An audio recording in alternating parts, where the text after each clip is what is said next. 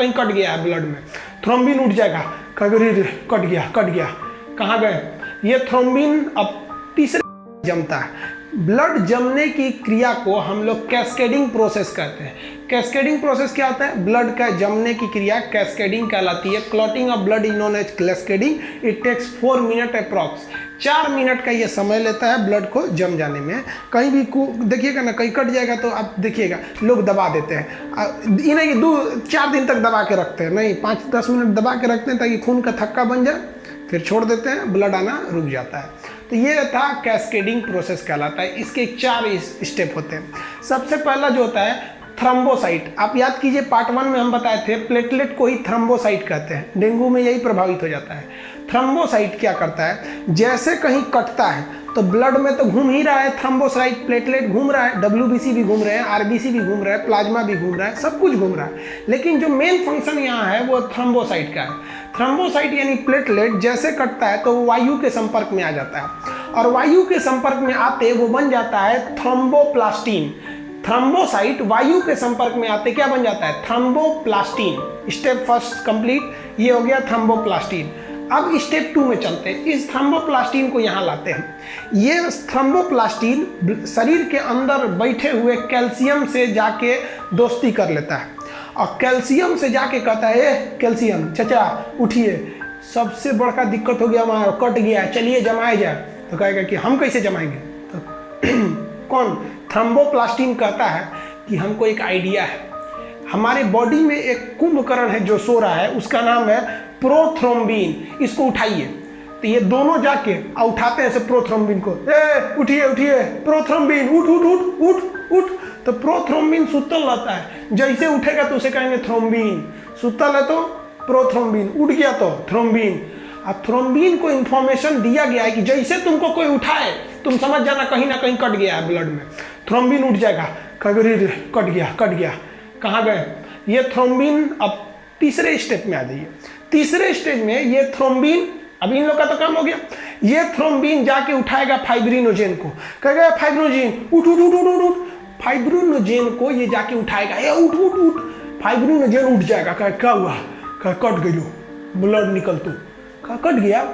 तब ये जो थ्रोम्बिन है ये फाइब्रिनोजेन को उठा के एक्टिव कर देता है। जैसे ये एक्टिव हो जाता है तो इसे कहते हैं फाइब्रिन। क्या बन जाता है? फाइब्रिन। और यहीं पे कंप्लीट हो गया। ये जो फाइब्रिन होता है ये जाली के समान होता है, इस तरह से जाली के समान होता है फाइब्रिन। फाइब्रिन जो होता है वो जाली के समान होता है। अब जहाँ कटा है वहाँ एक जाली के समान आके फाइब्रिन लग जाएगा, उस जाली के पीछे से ब्लड निकलेगा, उसमें WBC फंस जाएगा, RBC फंस जाएगा, प्लेटलेट फंस जाएंगे। तो जैसे ये फाइब्रिन जाली के समान आकृति बनाता है, जो रुधिराणु यानी कार्पल्स हैं, चाहे वो WBC, RBC या प्लेटलेट हो, वो फंस जाएंगे। और जब फंस जाएंगे तो जो तरल पदार्थ है प्लाज्मा वो निकल पाएगा? नहीं निकलेगा। अब वही फंस के वहीं रह जाएंगे, प्लाज्मा निकल नहीं पाएगा, और ये WBC, RBC हवा में ऐसे सूख जाएंगे, जिसे हम लोग कहते हैं पपड़ी जम गया है। पूरी तरह नीचे एक चमड़ा बन जाता है, तो इस पपड़ी को नोच दीजिए, कोई दिक्कत नहीं है। पता चला कटा है, 2 घंटे बाद फिर नोच दीजिए तो फिर ब्लड आने लगेगा। जैसे एक नाली है, उस नाली में अगर मान लीजिए इसे 4 ठो छड़ डाल दीजिएगा इसे, तो क्या होगा, जितना कूड़ा है पीछे से आके फंस जाएगा, पानी निकलना बंद हो जाएगा। तो ये फाइब्रिन बहुत मदद करता है। समझ में आया कि नहीं आ गया?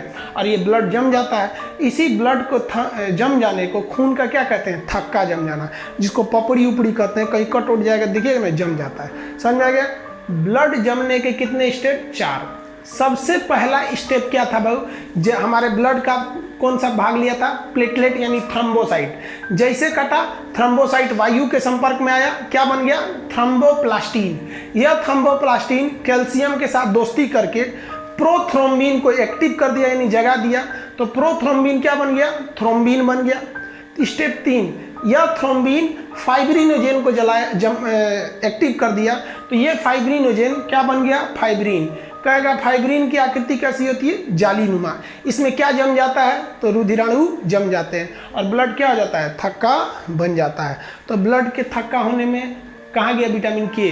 तो बचपन में आदमी बहुत सुना था विटामिन के मदद करता है। तो देखिए, ये सारी प्रोसेस को होने में विटामिन के बहुत महत्वपूर्ण भूमिका निभाता है। विटामिन के जो होता है ना, वो बहुत ज़्यादा कहता है हाँ सारी क्रिया को कहता है जल्दी जल्दी करो। तो ये अलग से भी क्वेश्चन कहेगा कौन सा तत्व मदद करता है, कौन सा प्रोटीन मदद करता है, तो ये एक अलग क्वेश्चन हो जाता है। तो आप ये समझ में आ गया कि क्लॉटिंग कितने स्टेप में होते हैं।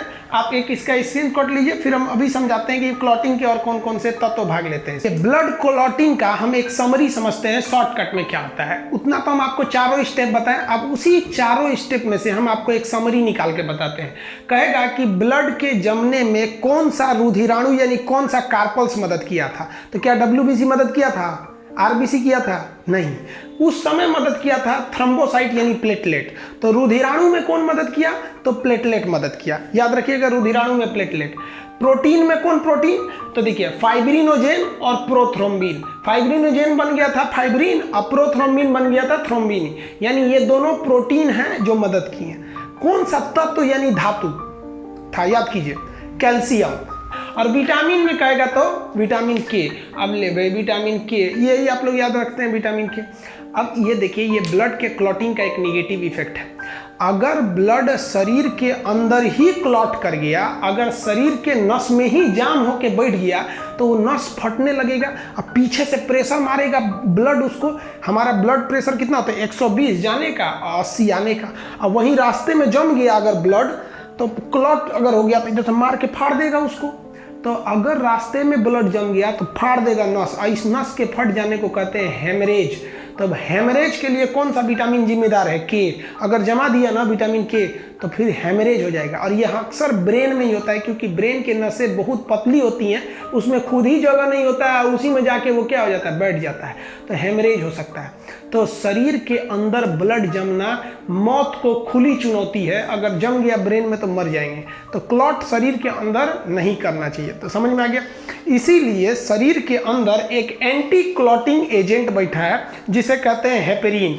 यह हेपेरिन खून को जमाने नहीं देता है। एंटी क्लॉटिंग कौन हो गया? हेपेरिन। अब समस्या समझिए, बड़ी भारी दुविधा है भैया। शरीर के अंदर जमना नहीं चाहिए और कट जाए तो तुरंत जमना चाहिए, इतनी बड़ी दुविधा है, क्या किया जाए? तो भगवान इतना होशियार था, पता नहीं किस यूनिवर्सिटी से पढ़ा था, उसने हेपेरिन को ऐसा ट्रेनिंग दिया कि हेपेरिन जो है ना इन सभी पर भारी पड़ता है। कहता है कि तू लोग हमारे रहते हुए कोई चक्कर पकड़ किया, काट डालेंगे यहीं पे। तो हेपेरिन अकेले भारी पड़ता है इन लोग पे, यानी हेपेरिन में और इन लोग में पूरी दुश्मनी है, क्योंकि ये सारे ग्रुप में मिल के चाहते हैं खून को जमा दे।